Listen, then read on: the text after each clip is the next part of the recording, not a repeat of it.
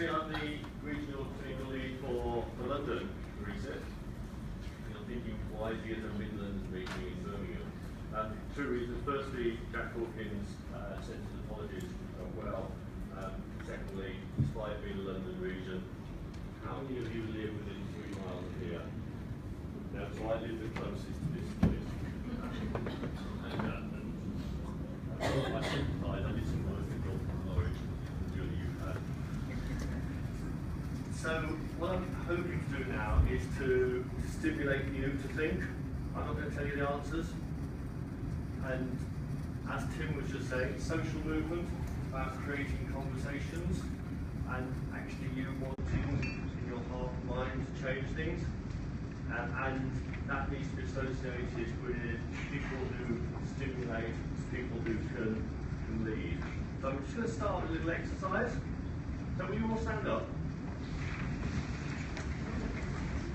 And will you all look at the door at the back? I include you, Dave. Okay, you can sit down again now. People say leadership is very difficult. I've just got all of you to do a completely pointless exercise. Leadership about somehow I got your trust. That may be my skill, it may be your foolishness. And the dissenter, I had to take a bit of action on, so that Dave did as he was told eventually.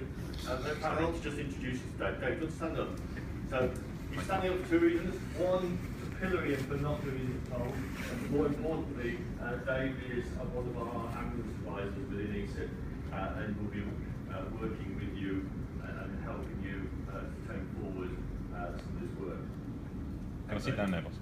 So, what do we mean by ambulance handover? And one of the problems is the term's got stolen. People just think it's about quickly getting rid of the patient off the ambulance, getting the ambulance back on the road. It's actually a clinical process. It's handing over good quality clinical information. And it needs to be a two-way conversation with 2 relevant people. So research I did at Warwick University, we did a lot of observation of this. There has to be an interaction between the clinician who's dealt with the patient and the clinician who's just about to. That will usually be the paramedic and the ED nurse. If you put anybody in between, you lose information and it's a clinical risk to the patient. But obviously, it also needs to be timely because we don't know until we've done that full assessment what that patient needs. So there is a time element, and there's also an information element. So, I'm going to get you to do some work now. So, you have about 20 or 30 seconds for each question that I'm going to give you. So, just in little groups of 4 or 5, just decide the answer to those 3 questions. You've got about a minute. So, what percentage of people are still alive 28 days after cardiac arrest if it occurs in the home, if it occurs in the home and they don't get defibrillated, or if it occurs in hospital? So 1 minute starting from now. I'm going to pick on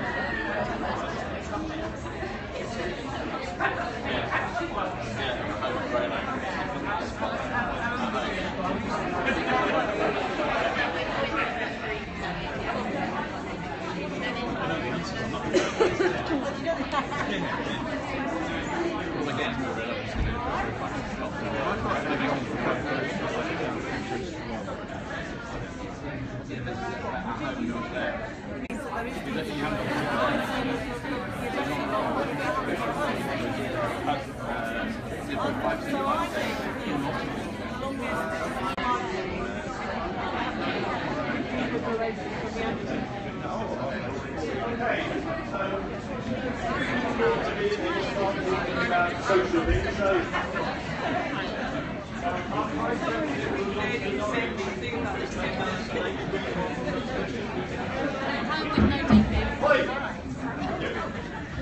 My leadership's failing now.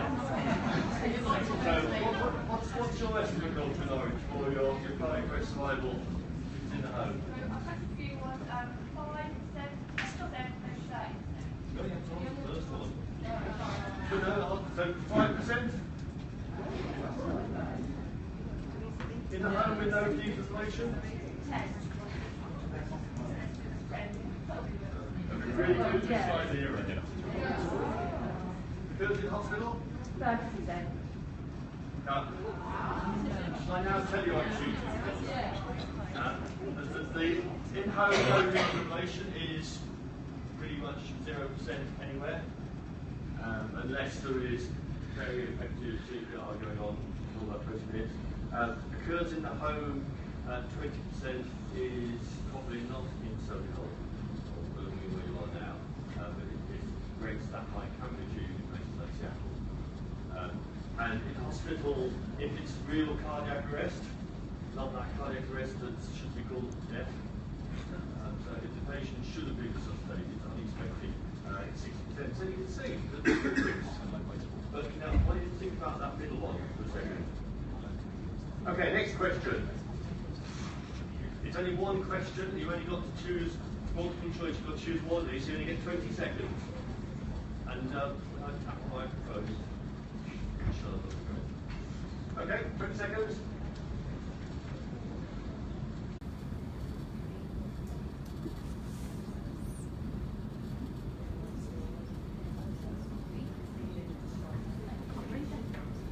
Okay, so before the smart ass says the preferred option is none of those. So the preferred option is immediate handover with no cohorting. But if we're in a situation where we've got to cohort, who would prefer to do option A? So we B? Okay, so we've got one vote for B, C, D. That's about 50% of you haven't bothered to vote. That's why Donald Trump got in.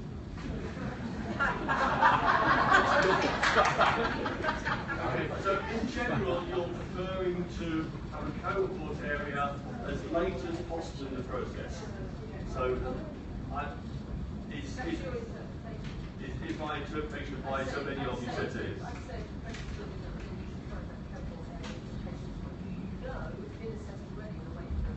Right, so the key part I take from that is being assessed. So that's what I mean by as hard and sister as possible, was that they've been assessed, they may have started their treatment if possible. Yeah, and it's obviously if possible, as you say. But generally the risk to that patient will be less the further they are into our hospital process before we start doing cohorting.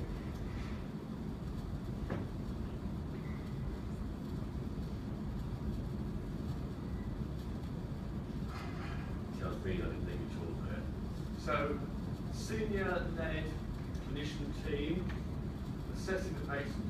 Do you think they should see all ambulance arrivals?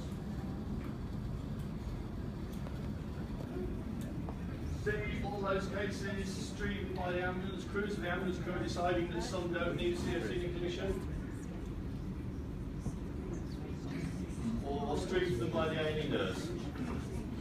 I'm just giving you three choices. Nobody's voted for any of them. Let's try again. A.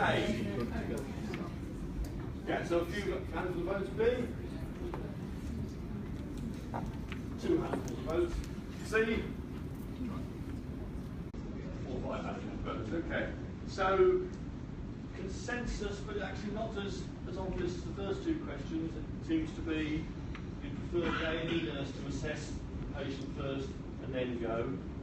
But what I'm also seeing is, as I said that, some heads shaking quite violently, going, do that.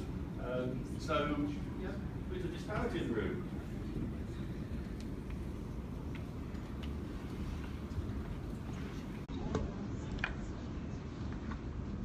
You can't have all of them because D excludes the others.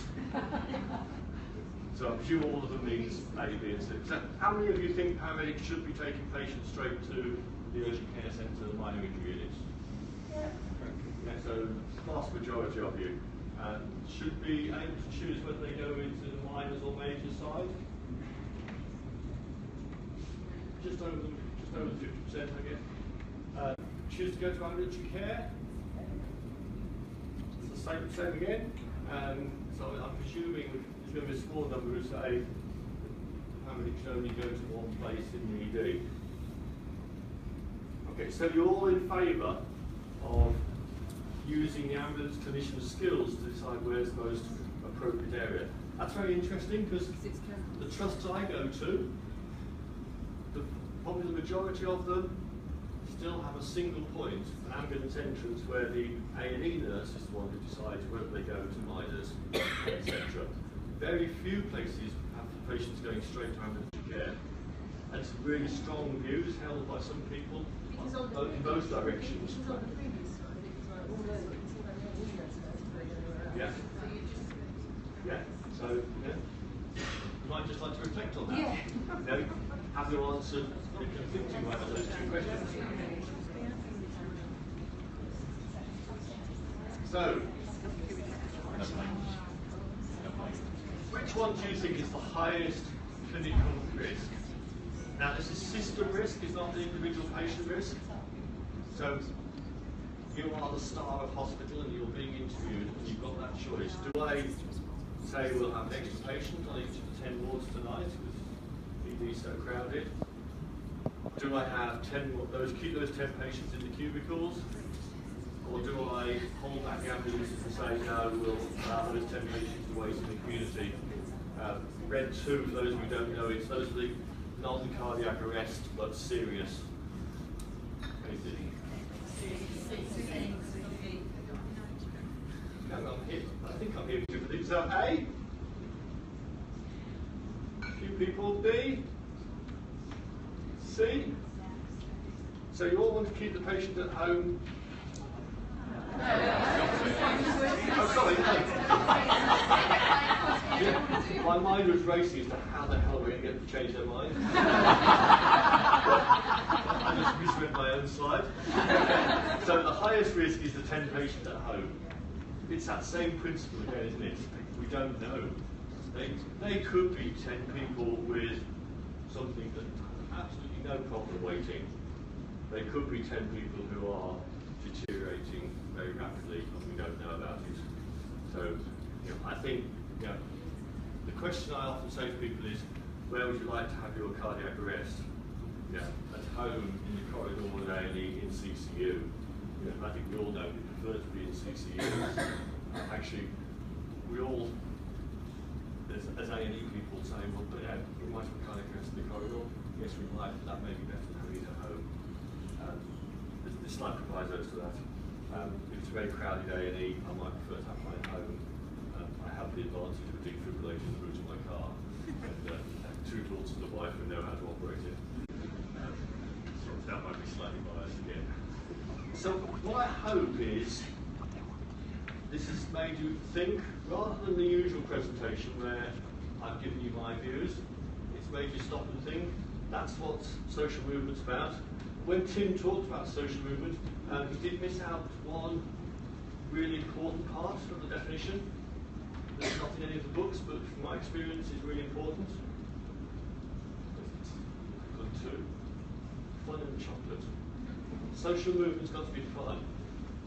People have got to be enjoying it. That's, it is hearts and minds. And the reason I say chocolate is, when I did a bit of exercise in one trust, what we did at the end of each day was anybody who'd done something really innovative and achieved something fantastic got a chocolate cake. And every executive director of the trust, we all went round giving out chocolate cakes. It was the best bit of the day for me. People started liking me. And actually, people were starting to compete for the chocolate cakes during the course of the week. So, don't underestimate it. You will have some physician who comes and tells you you ought to give a bowl of fruit out if it's healthier. Like chocolate more, let's be honest. So, you can pretend it's the only chocolate they're going to have that week, and therefore it's occasionally. But making it fun. So, just now think about those questions. And I'm going to give you 3 minutes to come up with the 3 messages you're going to take back about handover. And then we'll do a very quick run round and get probably one of those 3 for each table. So 3 minutes to think about the key messages you're going to take back that will help improve the quality and timeliness of handover.